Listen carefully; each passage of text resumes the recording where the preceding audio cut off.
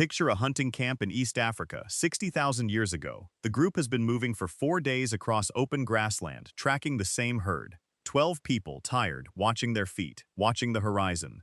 One of them is not watching the horizon. He has been crouched over the same patch of dry ground for 20 minutes. A smear in the soil, a track that cuts against the wind. Everyone else walked past it. He studies it, then stands and points in a direction the group would not have chosen. They follow him. They find water. This man did not talk easily around the fire at night. He struggled with the jokes that made everyone else laugh, the mood shifts in the camp that others read without thinking. He sometimes stood at the edge of the darkness and watched something no one else could name. He was strange. He was also the reason 12 people did not go thirsty that week. The group kept him for a reason that had nothing to do with charity and everything to do with survival. This story begins in the dirt, 60,000 years ago, with a mind that saw what every other mind had walked past. The modern story about autism is constructed around absence, the missing social ease, the difficulty decoding what goes unsaid. Every diagnostic checklist, every clinical description, points in the same direction. Here is what the autistic brain cannot do, measured against what neurotypical brains do without effort. That framing is not wrong. It is aimed in only one direction, and direction changes everything. In 2007, neuroscientists Henry and Camilla Markram proposed something that cut against the oldest assumption in autism research. For decades, the field had assumed autistic brains feel too little, that signals arrived somehow dimmed. The Markrams argued the opposite. The autistic brain may feel too much, neurons firing harder and more often, processing the same signal at a higher volume than the system can easily absorb, more input arriving, and more being done with all of it.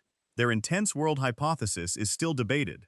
It does not describe every autistic person the same way, but as a frame for something millions of people have lived and never had language for, it holds. A fluorescent light that neurotypical brains tune out in 30 seconds stays on for many autistic brains all day. The slight shift in a person's voice before they have said anything wrong. The wrongness in the air before anything visible has broken. Most brains file those signals under background. Autistic brains file them under pay attention now. If you're enjoying this story so far, don't forget to hit the like button and subscribe. Drop a comment telling me where in the world you're watching from. I love hearing from you. A more thorough sensory system was exactly what early human survival demanded. Anthropologist Kim Sterelny, in his 2012 book The Evolved Apprentice, mapped the cognitive load of life for Pleistocene hunter-gatherers. Survival was not only physically brutal, it was a continuous test of pattern recognition. Those who could track seasonal changes in plant life, read animal behavior for signs of predators waiting somewhere out of sight, and remember which routes kept the group from walking into deadly territory were not optional members.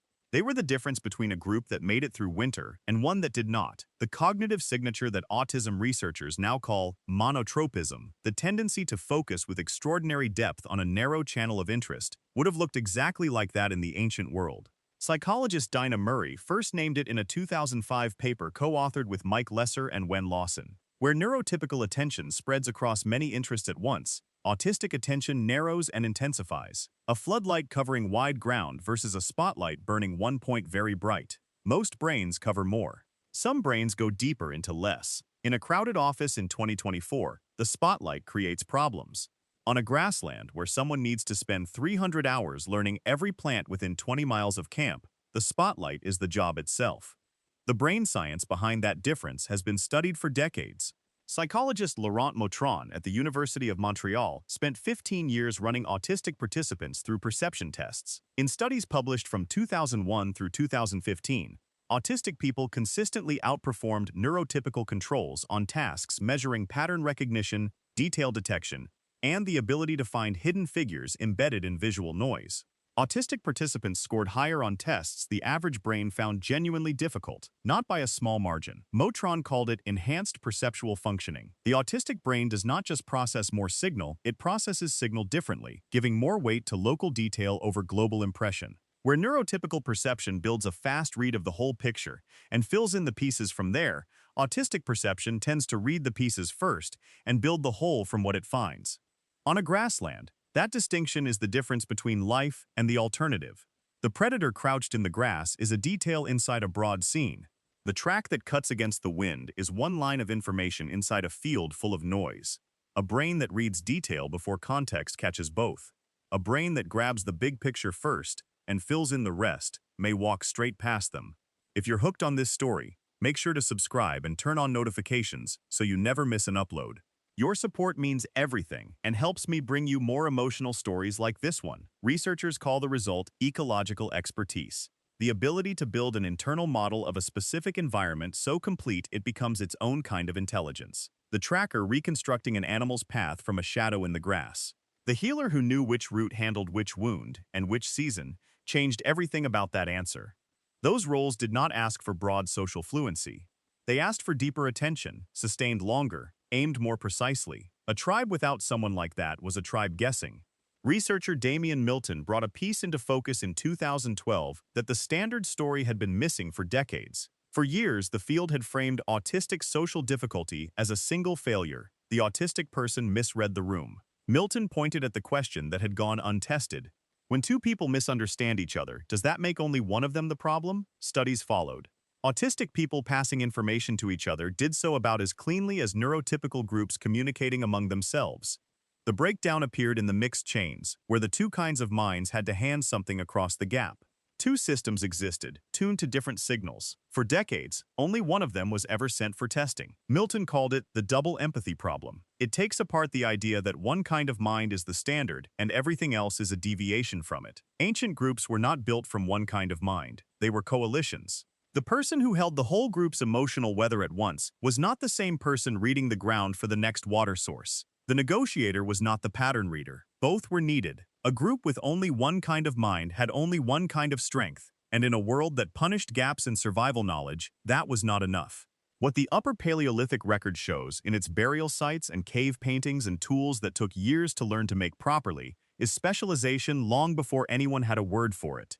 Those who concentrated with uncommon intensity, who sometimes struggled to read the room while consumed by something no one else could fully see, were not pushed to the edges. They were kept at the center of what the group needed most. The mind that goes quiet in a loud room, the one that reads the soil instead of the face, the one the modern world has handed a checklist of deficits, was not built for the world you are sitting in right now. It was built for a world that tested every kind of mind and rewarded the ones that could see what others had already walked past. The man at the edge of the camp was not failing at belonging to the group. He was doing the job that kept the group alive. The camp knew it. It kept him close. What the clinical framing gets wrong is not the observation, it gets the direction wrong. It points at the autistic mind and lists what that person cannot do. The ancient record points somewhere else, at what that person could see that no one else was willing to stop long enough to notice. The spotlight did not cover the room, it found the water. If you are carrying that kind of mind right now, the cost of sitting in rooms that drain you before you have spoken a word is not a character flaw. It is a system running at full volume in a world not built for it. The ancient world was not built for it either, but the ancient world figured out something the modern one is still working toward. It kept you anyway. It built around you, and it learned to follow the direction you were pointing. The terrain has changed, the mind has not. And the group still needs what it could always see. Thank you so much for watching until the end. If you loved this story, check out the other videos on your screen now. I think you'll really enjoy them. And don't forget to subscribe if you haven't already. See you in the next story.